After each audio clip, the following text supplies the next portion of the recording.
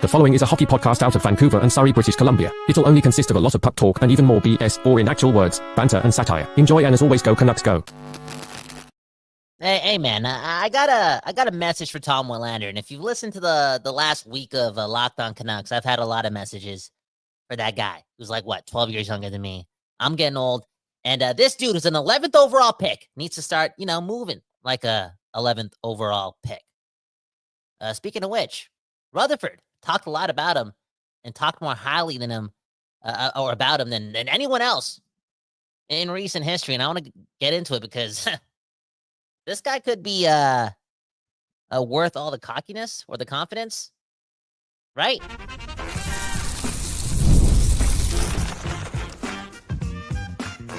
You're Locked On Canucks, your daily podcast on the Vancouver Canucks, part of the Locked On Podcast Network, your team every day. People, we back doing this, and that's talking about Tom Willander. And we've talked a lot about that dude. Hey, talked a lot of ish about that dude in recent history.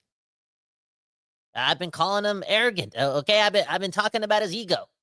I have, because as a Canucks fan, puck this year, okay? For 50-plus years, I'm so sick and tired of this team just not being a team, okay? Led by individual stories. And here we have an 11th overall pick, still not signed by the club. This guy also got interviewed last week, said they're not even close. Just too much drama, right? Too much drama for the 11th overall pick. That being said, Jim Rutherford today on that interview that you guys got to listen to, because I feel as if there was just some positivity there, okay? Some confidence, some delusion, right? Some 80-year-old behavior, but hey, some positives. And he talked very highly of Tom Willander. Now, he did mention that this team, this organization, right, they offered Tom Willander the most an 11th overall pick, quote-unquote, could get. And what I mean by that is, they offered Tom Willander what previous 11th overall picks got, straight out of juniors or the ELC. And here's Tom Willander wanting different things, wanting quote-unquote more. And it's led to this bit of a stalemate. And I get where the Canucks are, right? Everyone's like, oh, the Canucks should fold and just do good by the player and boom, bam, just pay Tom Willander whatever he wants. Don't be quote-unquote cheap, okay? But here's the thing. He's the 11th overall pick, okay? Wait a couple more years till you, do this. And that's be hard to get on a contract, okay? And again, people have ridiculed me a lot for doing this because they're like, oh, Kyle, you're so pro-team, pro-billionaire, pro-management. You should be pro-player, and players have every right to do this, blah, blah, blah. Yeah, and I get it. But again, I cheer for the Vancouver Canucks, not the Canucks. And I don't like this much drama from a young player. And Tom Willander, again, you can earn that right down the road to be a little arrogant on your first NHL negotiation, Mr. 11th overall pick. Do it down the road. But hey, maybe if the Canucks don't budge, Willander, signs this deal, this quote-unquote team friend. I don't even know what it is, okay? But let's say he just listens to the team. Down the road, when he's up for another contract, maybe through experience and through doing it another way, he'll understand that it always should be team first. Always. Well, on a good team, okay? On a great team. It should always be team first.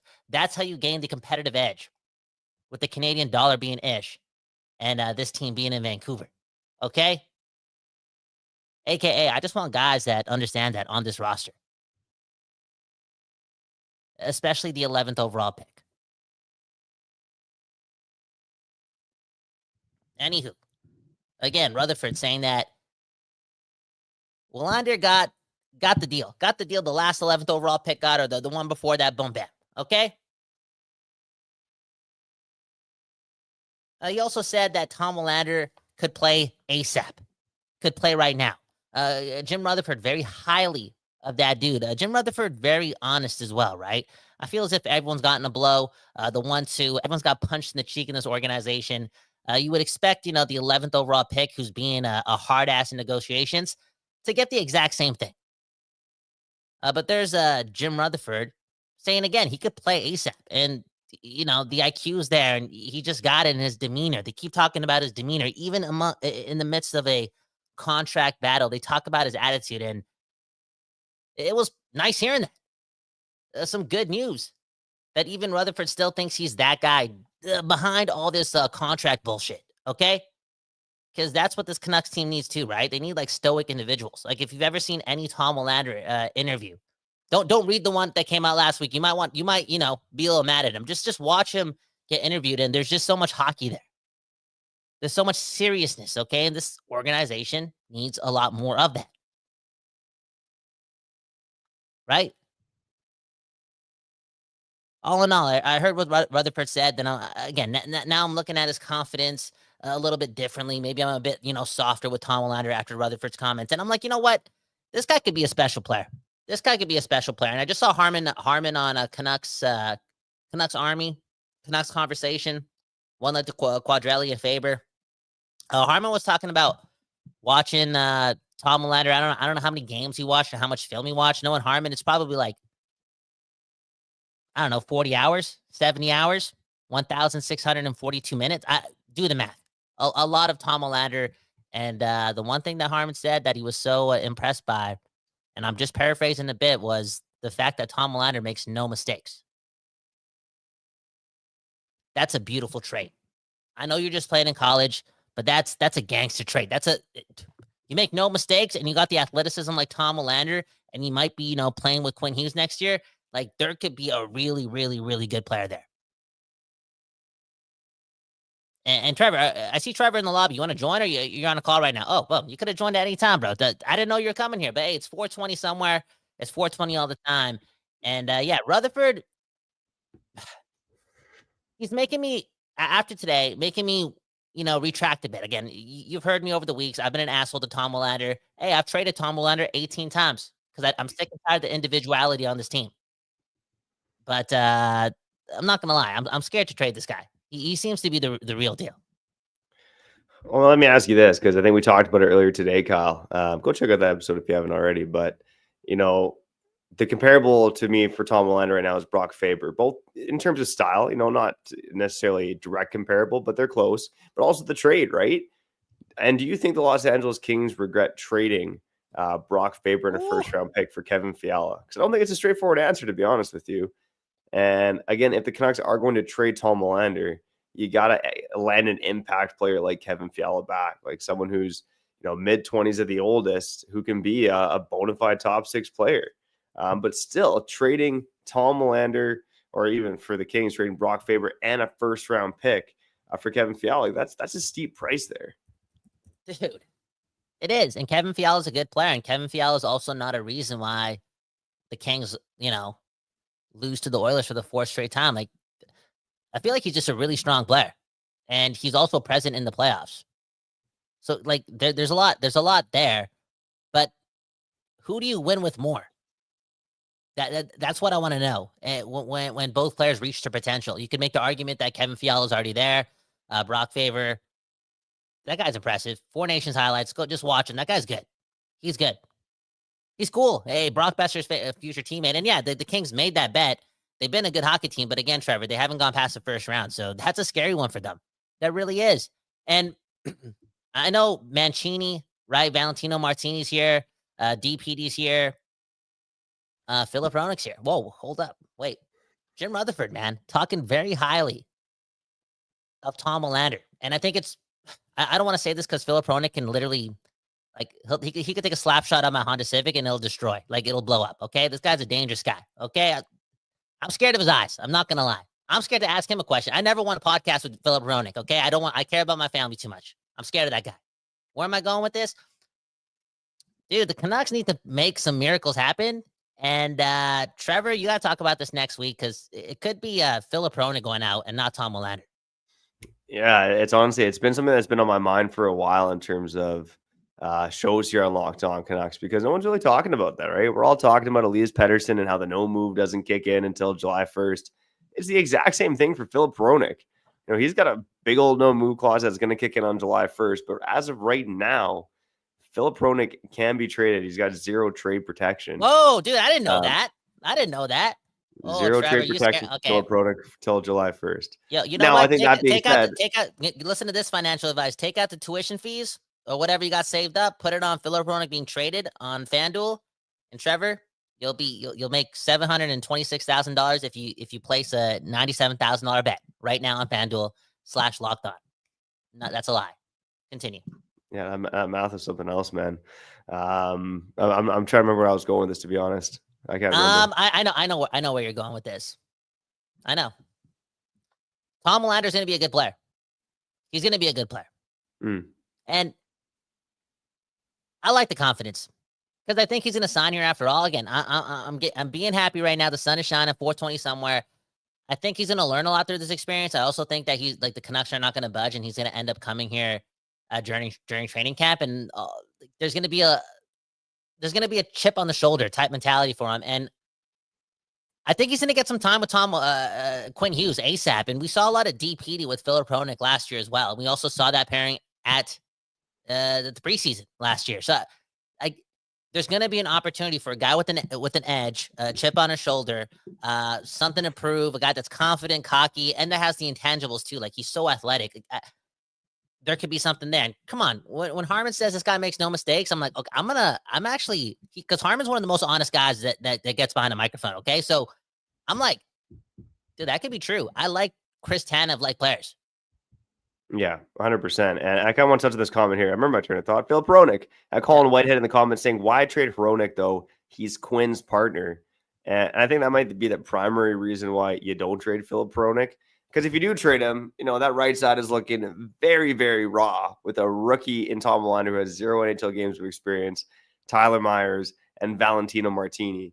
But that being said, the reason why you consider trading Filip Hronek is because if Willander hits on his projection, which is a solid top 4 right shot defenseman who can skate, who's aggressive, having both him and Hronek is a luxury. And the Canucks right now, we all know they have a great defense, but the offense needs a lot of work. And that's why you look at Tom Willander, you look at Filip Hronek, this organization, I do wonder if they keep both of those guys long term because of how many holes they have up front. I mean, ideally, you keep them both. You have one of the best defenses in the NHL, and that very well might be what the Canucks do.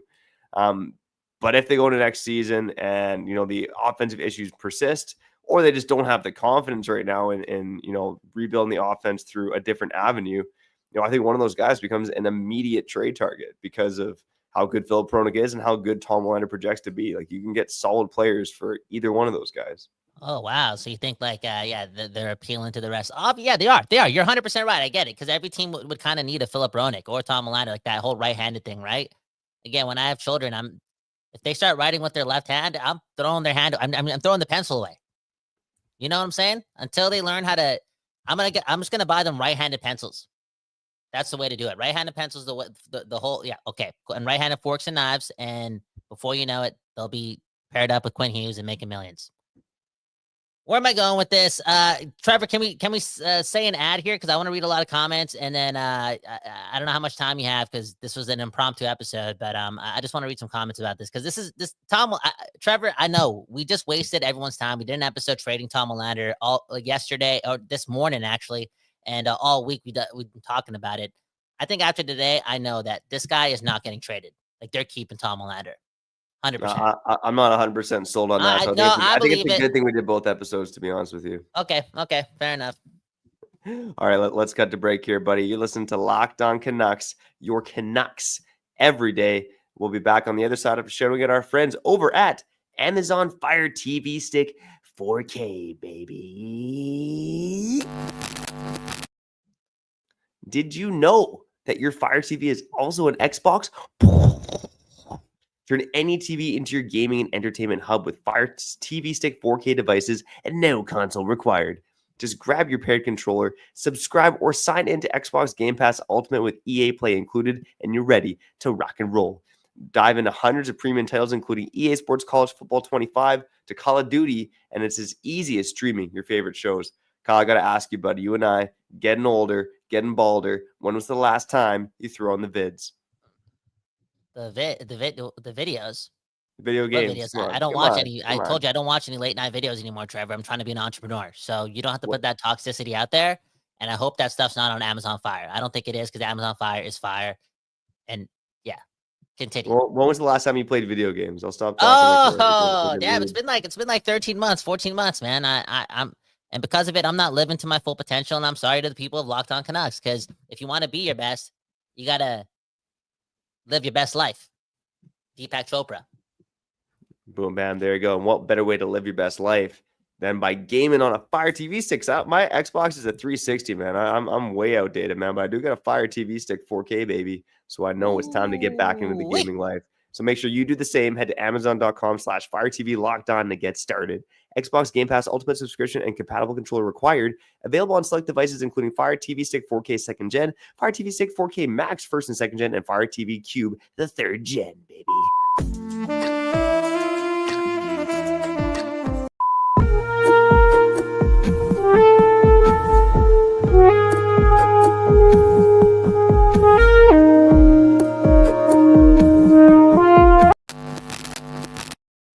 People, we back doing this, and that's talking about your Vancouver Canucks twice on the day when the playoffs are going on. It's not because Trevor and I are committed. It's because we're bored and depressed, and I'm looking for anything to grab onto, okay? And the Tom Willander stuff, for whatever reason, made me feel good. Let's read some comments. Look at this comment from Finno, okay? Saying you gas the team up every chance you get. Like, look at the state of the team and be honest and make honest takes. Dude, I'm honest 157% of the time, okay? 100%. This is all feeling no fact show, bro. We just emotional. This ain't the media. This is not even a show. It's not even a show. Where are we right now? It's not a simulation, baby. It's a stimulation because it's all organic over here, okay? And yo, I've been talking mad shit about this team for days and days and days and days and months and months and months and months and years and years and years and years. Okay? Because some days I'm really, really pissed off. But like I just told you, I smoke the hope. I smoke that dope. Smoke that hope. Hope is dope. That's what I meant to say. And Trevor, I think Tom Willander's a good hockey player, man. Like, you know how there's this conversation about the Canucks needs more star players.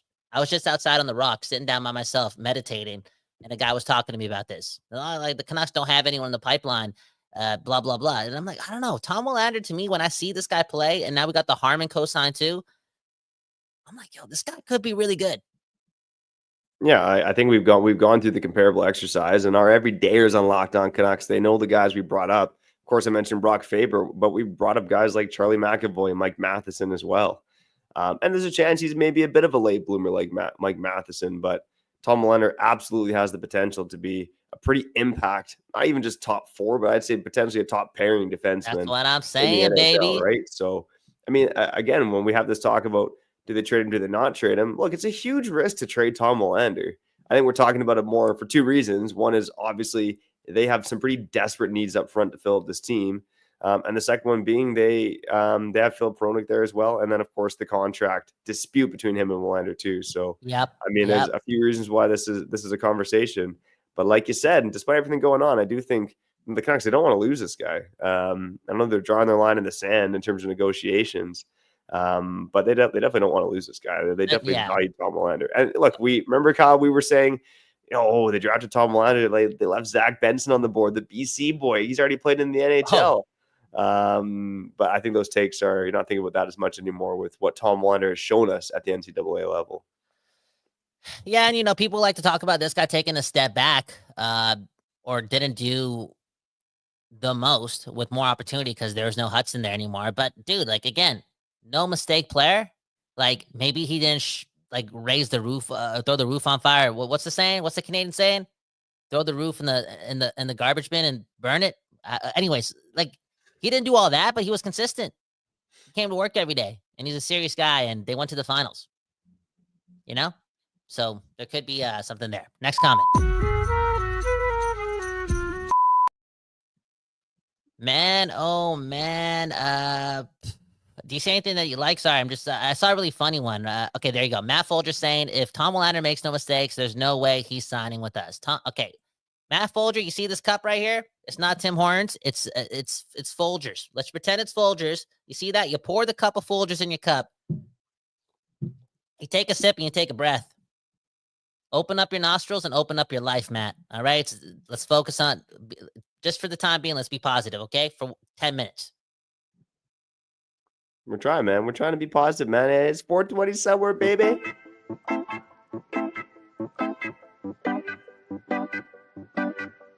I love it, man. I love it, man. I love it. I'm happy. And thanks for joining me, Trevor. I'm trying to ask you one more question regarding Tom Willander, but I feel like that's all he deserves. Because to be honest, Tom, we're not paying you more than we're not making you the highest paid 11th overall pick of all time, Tom Willander. Relax, okay? Because to end it on this note, this ain't about you. This is about the Vancouver Canucks, and I want players, especially prospects, especially 11th overall picks, to practice taking contracts that help the team out. Is that safe? Is that, you know what I'm saying? That's a culture right there. Everything for the team, because there's just way too much individual energy here. People quitting on the team. I mean, people choosing. Okay, you know what? I don't want to go there. You want to end? Let's end it on this question from me. Would you rather the Canucks trade Philip Hronek or Tom Willander?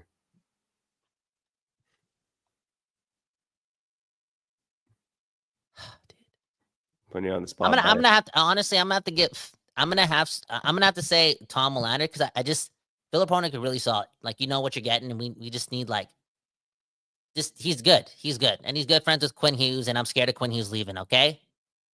Also, but with that being said, this comes down to my point that I made earlier. And if you haven't seen the episode, go check it out. We traded Tom Willander 18 times to the Carolina Hurricanes, made one of the biggest packages of all time. If they can't trade Tom Willander without getting like a sure thing back down the middle, like a legitimate number 2 center, maybe a number 1, but like this player's been proven to do it. You're not taking another chance on a young guy that can do it. Like, this guy's done it for season after season after season, like pretty much like a Bo Horvat. Okay. If they can't do like a 1-for-1 type of thing like there, or a package for a guy like that can help Quinn Hughes ASAP be happy in Vancouver, I'm not making that trade. Yeah, it's a very delicate one with Tom Willander for sure. And, you know, man, oh man, if it wasn't for the Quinn Hughes aspect, I'd probably be more on board with trading Philip Hronek. But, you know, Bob Luger made it a point in the comments here that, you know, we're not that deep on the right side overall, right? Like, you know, it's Philip Hronek. Here's the comment right now. Bob Luger saying, we're not stacked on the right side. Myers will be leaving right as Willander enters his prime, pushes up the lineup. And yeah, I mean, honestly, look, I think Philip Hronek and Tom Willander both project, in my mind right now, as top-pair defensemen. Philip Hronek is already there. I think Tom Willander's on that path. Behind them, you have an aging Tyler Myers and you have Valentino Martini. So, I mean, it's not like you're got all these great defenders on that side. And, you know, even further down the depth chart, you know, like Sawyer Minio, Kirill Kudryavtsev, left shot guys. So, again, big risk there. I mean, I tend to agree with you. Probably more likely, I'd probably rather see them trade Tom Willander only because of the Quinn Hughes aspect. But if I'm thinking more long-term about this team, man, I think I'd rather have Tom Willander in the fold. Yeah, but you're not thinking long-term with this team. You're thinking about how do we impress Quinn Hughes next year? I think it's like Operation win the Stanley Cup, and then it's Operation impress Quinn Hughes. Like ASAP, because Quinn Hughes again is generational. Trevor, that was a good episode. Fun times. Look after your neighbors. Spend time with your loved ones. Live in the moment. Smile. It's all good. Don't stress. Be grateful. And just hang out with your friends in real life. Please, Trevor, take some notes. Okay, Trevor? Take some notes, Trevor. Hey, Trevor, 7783. That's my phone number. Okay, so just letting you know. Don't forget it. Okay, come on, man. 369-0420. Let's go, baby. Cal Bauer's number. Thanks again for listening to Lockdown Canucks.